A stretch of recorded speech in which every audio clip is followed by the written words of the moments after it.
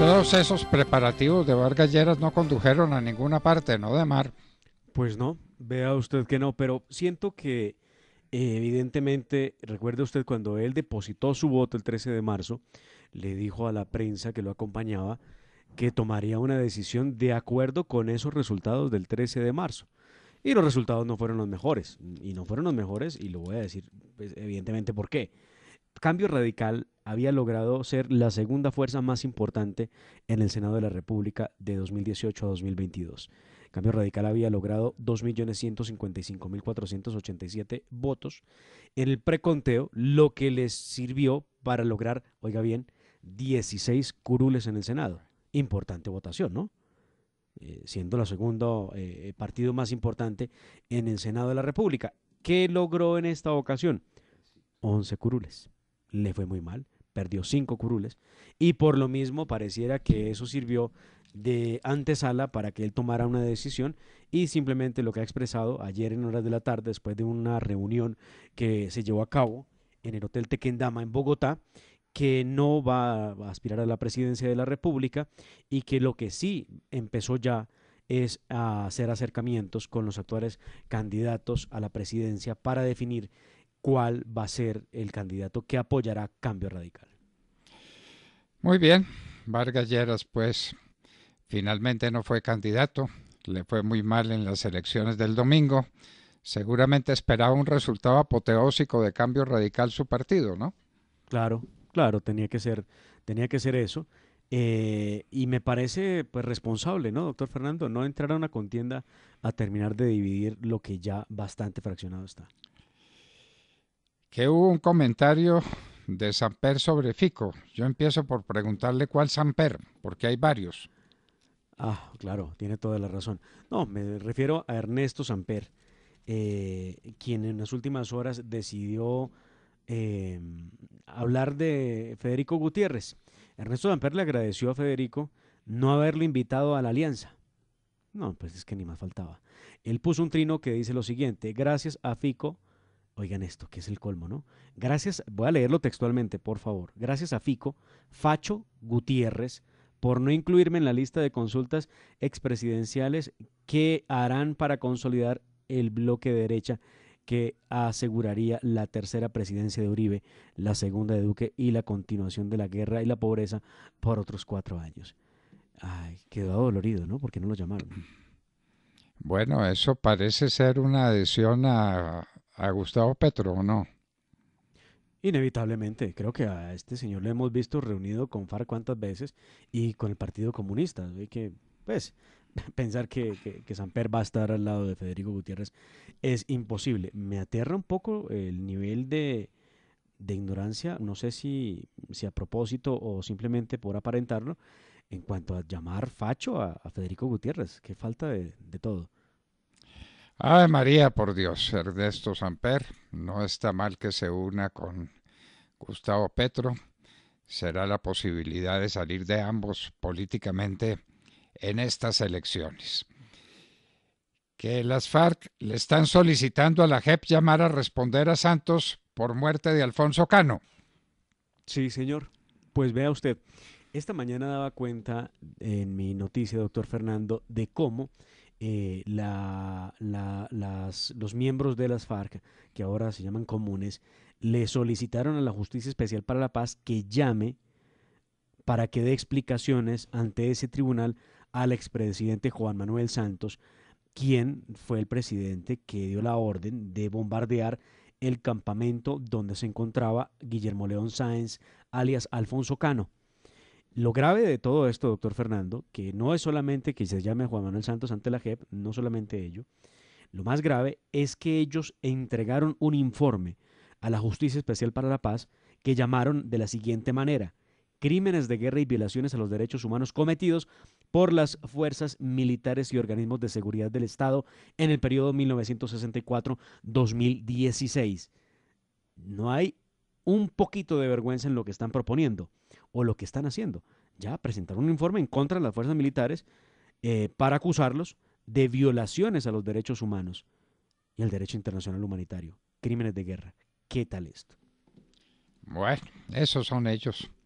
De manera que no hacen sino ratificar su pobrísima condición moral y lo que significan en la vida del país. Una verdadera tragedia.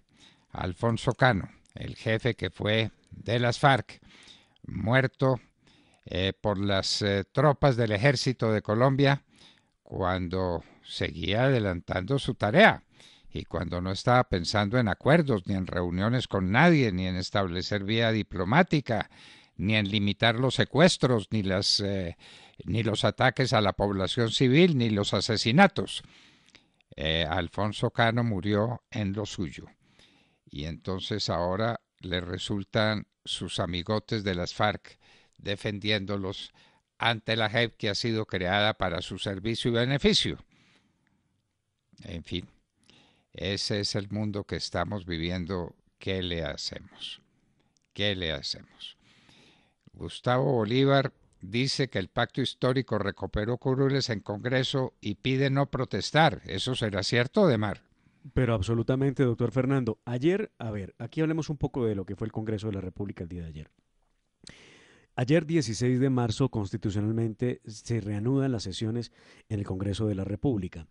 Se logró reanudar en la Cámara de Representantes, donde hubo todo un revuelo alrededor de los resultados electorales. En Senado, a su turno, no se pudo reanudar por solicitud de prácticamente todos los congresistas que decían estaban en un momento muy complicado en el escrutinio, que usted sabe, se hacen corferias para determinar, buscar votos que se hubieran perdido en medio del preconteo. Pues cosas así, Cámara sesionó, Senado no logró sesionar, se citó para el día martes, próximo martes, para poder iniciar las sesiones. ¿Qué pasó? Ayer Gustavo Bolívar dio a conocer que habían recuperado, algunos dicen que 2 curules, otros dicen que 3 curules, pero él dijo que entre 2 y 3 curules en el escrutinio.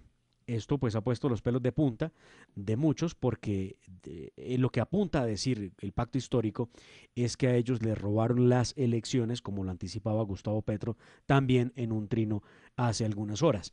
Lo cierto es que ya se habla de que efectivamente existen esas curules y de esa forma perdería curul el Partido Conservador, el Partido Liberal y el Partido Coalición Alianza Verde y Centro Esperanza.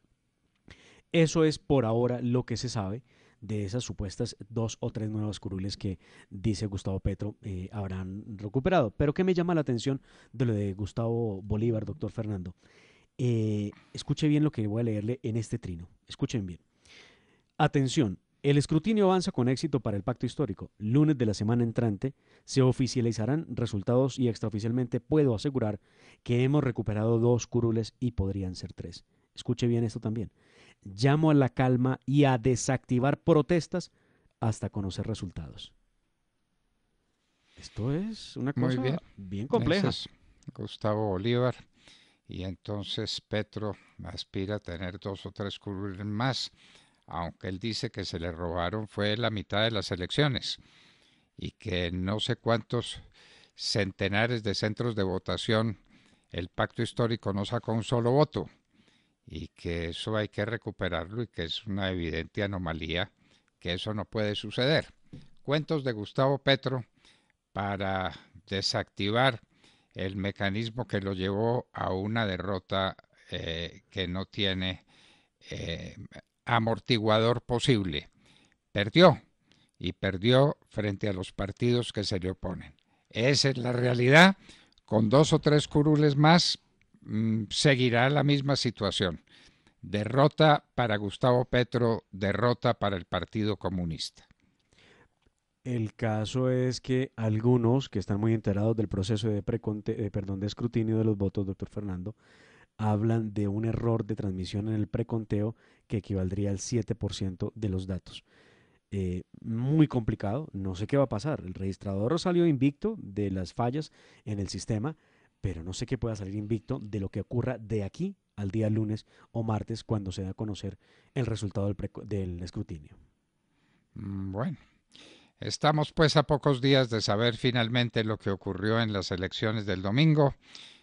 Petro insiste en que se le perdieron unos votos y unas curules y el registrador no dice nada porque no dice nada de nada. ¿Qué registrador el que tenemos, no? Hemos tenido mucha pobreza en la registraduría, pero lo que hay hoy sí definitivamente clama al cielo. Demar, ¿quién es Luis Gilberto Murillo? Luis Gilberto Murillo. Pues muy bien. Ahora Luis Gilberto Murillo se convierte en noticia. Recuerde usted, y Luis Gilberto se presentó muy en las últimas semanas como opción a la presidencia de la República, pero decidió adherir a la campaña de Sergio Fajardo y será el próximo, o será sí, efectivamente y confirmado, el vicepresidente de Sergio Fajardo en la llave que necesitan para llegar a la presidencia de la República. Gilberto Murillo había sido, recuerde usted, ministro hasta en el gobierno de Juan Manuel Santos, eh, ministro de Ambiente, si mal no recuerdo, en el gobierno de Santos, y pues ahora se presenta como candidato a la vicepresidencia de Sergio Fajardo. Fue consejero para el Pacífico colombiano y ministro de Medio Ambiente en el gobierno de Juan Manuel Santos, efectivamente. Muy bien, el Consejo de Estado anula segunda vicepresidencia del Senado.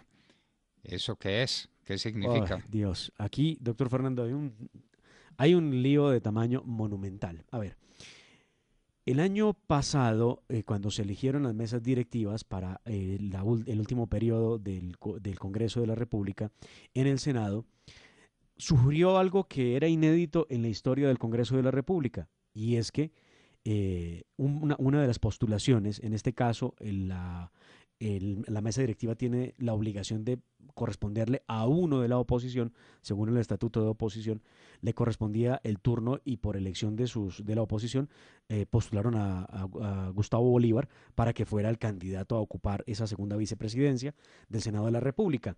Lo que ocurrió y que era inédito es que en la votación a favor de Bolívar solamente hubo 32 votos y 66 votos fueron votos en blanco. Eso hizo que se repitiera la elección, la votación, y el Partido Verde postuló al entonces senador Iván Name. Iván Name, pues es en estos momentos, bueno, era el segundo vicepresidente, y a partir de allí, pues arrancaron las acciones judiciales. El Consejo de Estado acaba de pronunciarse y ordenar que se anule la elección del senador Name y que se vuelva a barajar los nombres de la oposición para que ocupen la segunda vicepresidencia en el Senado. Pero ¿qué me llama la atención poderosamente, doctor Fernando? El Consejo de Estado trae a comento una sentencia de la Corte Constitucional que sostuvo que el parágrafo primero del artículo 258 de la Constitución sobre las consecuencias del voto en blanco mayoritario, oiga esto, se refiere única y exclusivamente a procesos electorales para la elección de presidente en primera vuelta, gobernador, alcalde, miembros de corporaciones públicas. Por lo mismo, dice que como no hay referencia al voto en blanco mayoritario en iniciativas de convocatoria o en mecanismos de participación ciudadana que no admitan esa posibilidad, en el caso de lo de Senado, no se podía contabilizar el voto en blanco. Así que yo no entiendo qué van a hacer con la ley quinta del 92, doctor Fernando, que en el artículo 137 habla precisamente de lo que significan los votos en blanco y los votos nulos. Es realmente increíble, a mi modo de ver, lo que dice esta sentencia de 27 páginas que acaba de emitir el Consejo de Estado. ¿Y entonces en qué quedamos? ¿No hay vicepresidente? ¿Segundo vicepresidente? No hay Bueno, segundo vicepresidente y entrando el día martes le corresponderá al Senado de la República leer los nombres de los que postule la oposición para elegir a un nuevo vicepresidente. Al oído les cuento que de acuerdo con algunos comentarios que hay en pasillo en el Congreso, se pretende poner nuevamente el nombre de Gustavo Bolívar y una vez él sea elegido, renunciará a esa postulación para darle paso a algún otro miembro de la oposición para que sea el segundo vicepresidente en lo que queda de legislatura. ¿y eso como por qué y como para qué? Bueno, toda esta política es una política barata, de tercera categoría. Aquí se olvidan los parlamentarios de las necesidades de la gente, de las conveniencias del país, de lo que significa tener un Congreso al servicio de los colombianos y no un Congreso al servicio de sus pequeños apetitos. Así pues que estamos con una nueva comedia barata, la que se refiere a la segunda vicepresidencia del Senado de la República. Qué tristeza, qué dolor de patria, y por eso nos preguntamos por qué la abstención y por qué el 55% de los colombianos no fue a las urnas. Porque desprecia el sistema, porque no le gusta lo que está pasando, porque no entiende lo que le ofrecen. Esa es la verdad. Y no en vano, recuérdelo usted, en varias encuestas que se han hecho, el Congreso es la institución más desprestigiada que hay en el país, el Congreso de la República, por cosas como esta. Claro, En fin, los temas importantes no son importantes. Aquí es más un poco la civilización del espectáculo, ¿no? la civilización del espectáculo. Qué tristeza. Bueno, que María Elvira Salazar le contó al mundo lo que significa Petro. María Elvira está bien enterada de lo que pasa en Colombia. Pero muy enterada. Y a través de sus redes sociales, hace unas horas publicó un video donde hace advertencias que vale la pena poder escuchar. Aquí la tenemos en la hora de la verdad. María Elvira Salazar Wilson.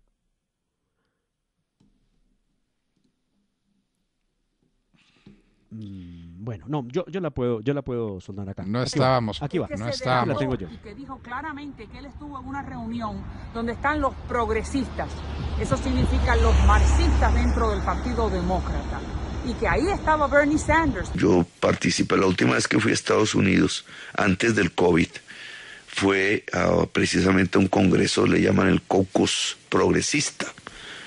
Estaba toda la bancada progresista del Partido Demócrata reunido. Hablé con Bernie Sanders personalmente. Sabemos muy bien que Bernie Sanders lo que quiere es el marxismo para la América Latina y el sistema marxista para los Estados Unidos. El mismo Bernie Sanders lo ha dicho, que Fidel Castro, que ha sido el gran satán de este hemisferio, transformó la vida de los cubanos. Sí, claro, es verdad que la transformó, en convertirlos en harapientos, en convertirlos en un país, Cuba, que tenía el mismo per cápita INCO en 1960 que Italia, ahora en un país lleno de gente que lo que quiere es escaparse.